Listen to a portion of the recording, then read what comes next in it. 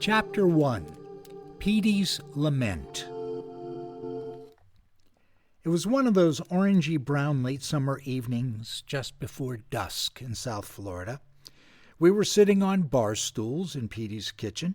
Our wives had just taken the kids shopping when he looked me straight in the eyes and said, "I've got AIDS." 3 words.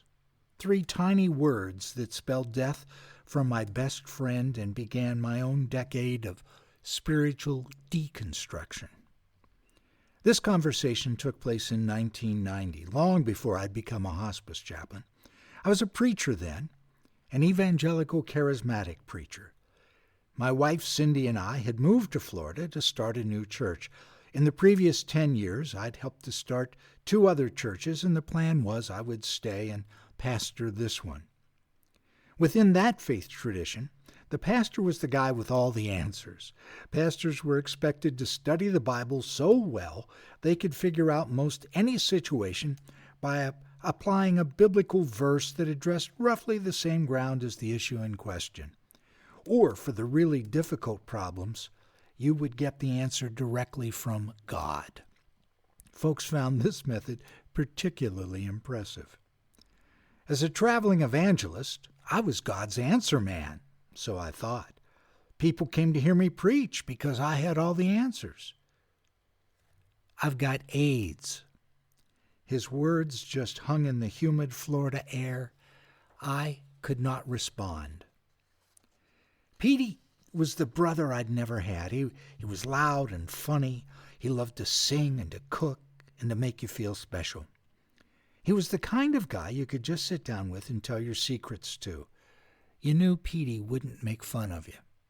We'd first met Petey and his wife and their 3 kids at a church conference soon after my wife and I had moved to Florida about 2 years earlier. Even though we lived about 3 hours away, we became fast friends and visited with each other often. Petey was a leader at his church, which was a sister church to our new church plant.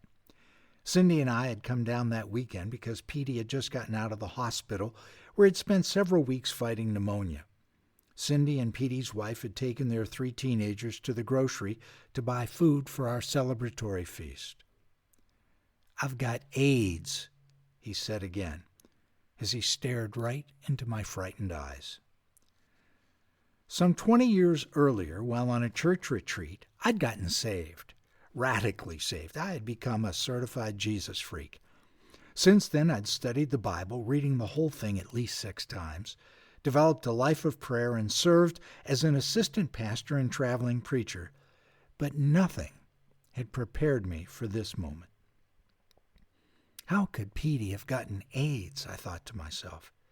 He can't be... No, that's crazy. He's got 3 kids, for God's sake. He must have gotten some contaminated blood somehow when he was in the hospital, or maybe they used a dirty needle. I read about something like that happening once. "I've got AIDS." He was still staring right into my eyes. "I'm a homosexual." It was one of those moments when time stood still. I was frozen. The seconds seemed to last forever. As Petey continued to stare at me, a flood of thoughts came crashing through my mind. At first, I was so mad I wanted to choke him. How could he do this? How could he have done this to his family, to his church, to me? And then I was seized by grief, knowing my best friend, this man I loved like a brother, was going to die. Then images of Petey having sex with other men came crashing into my head, which really freaked me out. And all the while, he kept staring right into my eyes. Petey told me he'd been molested by an elder at his Pentecostal church camp when he was 13. Petey believed that experience had unleashed his secret life of homosexuality. He was a loving husband and the father of 3 children. He was a leader at his church, but unknown to anyone was the deep, dark secret of Petey's other life. As I say, I'd been a born-again Christian for nearly 20 years and a minister for more than 10. Yet, in some unexplicable way, I felt closer to Jesus in that moment than ever in my whole life. The Spirit of Christ came over me. I got up off my stool. I walked over to my friend. I kissed him on the cheek. I told Petey I loved him. I told him we would go through this ordeal together. We hugged and cried. Petey had been waiting for me to reject him, but the Spirit of Jesus surprised us both with tender mercies. The next 3 years were horrific for Petey. He had a simple cough he couldn't get rid of. His immune system was too weak to fight it off. For 3 years, he literally coughed to death. One of the insidious things about this constant cough was that it robbed Petey of his ability to sing. He had a beautiful voice and was so alive when he sang. Now he was always hoarse from the coughing, and he could speak only in a raspy whisper. Over the course of those years, I watched Petey's body literally waste away. Petey had always been larger than life. He was a weightlifter and a health nut. I felt so impotent just watching his once vibrant body shrink around his bones. Those years were filled with so many bittersweet memories. I was with him when he told his children how he got AIDS and about his secret life. The kids had never seen their dad so vulnerable.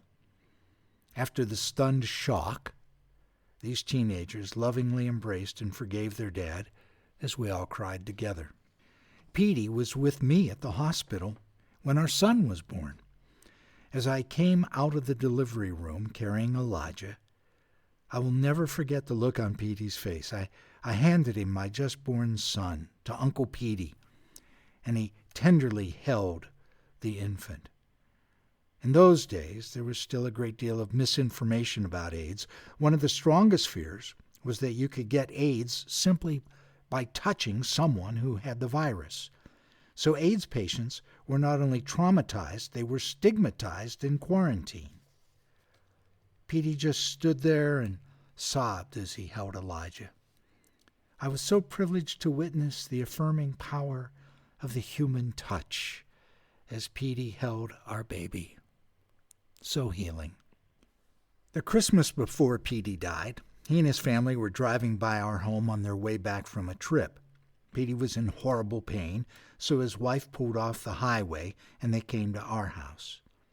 Petey believed he was dying, but he didn't want to go to the hospital. He wanted to just come to our house and die. After a while, we realized the pain was really due to kidney stones. Petey and his family decided they wanted to try to get home.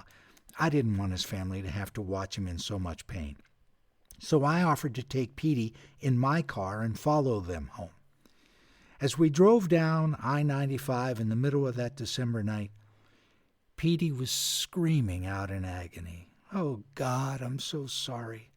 If only I could have made other decisions. If only I could have made other choices. Oh, God, forgive me." I was crying too, watching him suffer in such awful pain. I screamed back at him, "Why did you let it get this far? Why didn't you get help? Why didn't you tell anyone?" He looked at me and simply said, "I was afraid. I was afraid I'd be rejected. I was afraid they'd throw me out of church." I was so angry at the insanity of it all. My dear hurting brother was afraid of being rejected at God's house, the house of healing and reconciliation. During the rest of his life, Petey and I prayed often. He made his peace with God and experienced the liberating love of Jesus, surprisingly.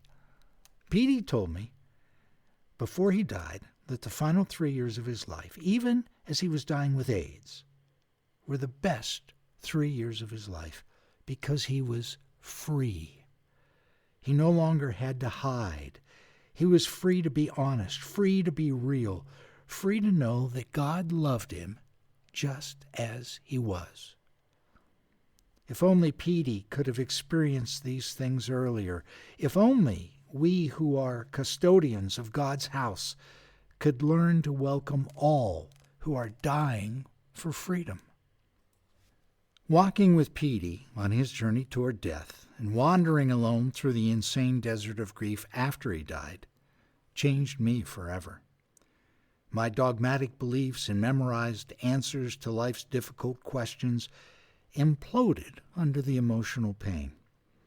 I discovered, to my great surprise, that even in this dark night of the soul, faith is not absent, just different. It's not as nice, not as sanitized. It screams, rails, and curses the violence of death. One day sanity will return, homeostasis will be enjoyed again, but until then, the prayers of lament are faith's voice in the throes of grief. A lament for Petey, a funeral prayer. Where were you? As the skin tightened over his bones, and his voice, his lyrical voice, turned into that cough of departure. His voice, his life-giving laughter, turned into that damned rattle of extinction. Where were you when that pipsqueak TV prophet proclaimed, AIDS is your judgment on queers, faggots, and everybody not like him? Where were you as he coughed and coughed and coughed himself to death? Where were you? Couldn't you hear? Where are you as his wife and kids groan the desolate cries of loss and shame? Where are you as that cold, bony hand of grief issues from my bowels and chokes the very air from my throat? Where are you? Can't you see? And yet, the third day cometh, when your healing touch will soothe, and I will trust you once again.